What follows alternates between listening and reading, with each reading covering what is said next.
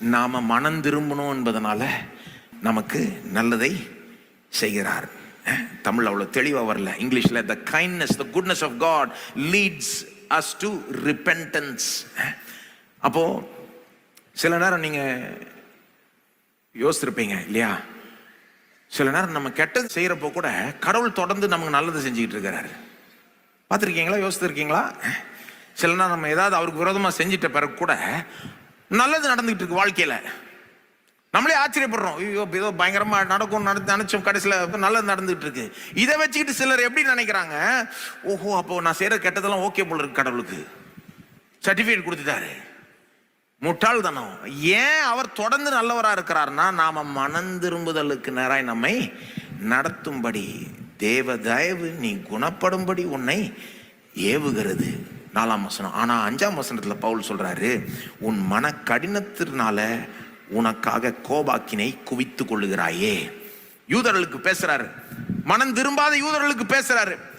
உனக்கு தொடர்ந்து நீ யூதனா இருக்கிற, எவ்வளோ ஆசீர்வாதத்தை கடவுள்கிட்ட இருந்து பெறுகிற, ஏன் அதை எப்படி நீ எடுத்துக்கணும்? கடவுள் உன்ட்ட ஏன் எவ்வளோ நல்லவரா இருக்கிறார், நல்லது செய்யறார், நீ மனம் திரும்பணும்ப்பா. ஆனா நீ தொடர்ந்து இருதயத்தை கடினப்படுத்தி கொண்டு இருந்தன்னா நீ என்ன பண்ணுவ? கோபாக்கினையை குவித்து கொள்ளுகிறாய்.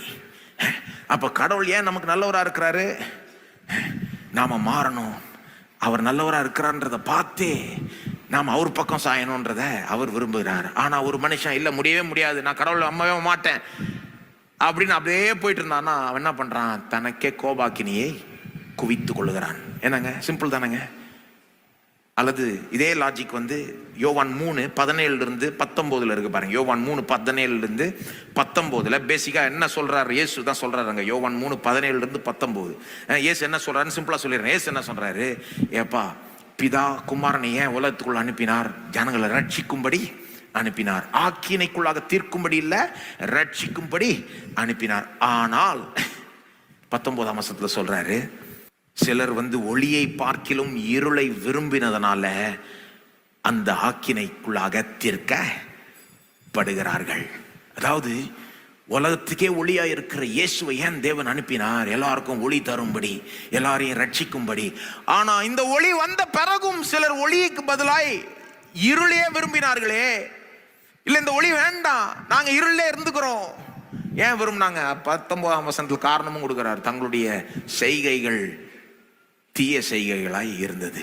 ஆகவே இருளையே விரும்பினாங்க. காக்ரோச் எப்படி இருளை விரும்புது, அதுபோல சிலர் இருளையே விரும்பிடுறாங்க. அப்ப தேவன் உலகத்தை ரட்சிக்கும்படி ஒளி அனுப்புகிறார், இயேசு அனுப்புகிறார். ஆனா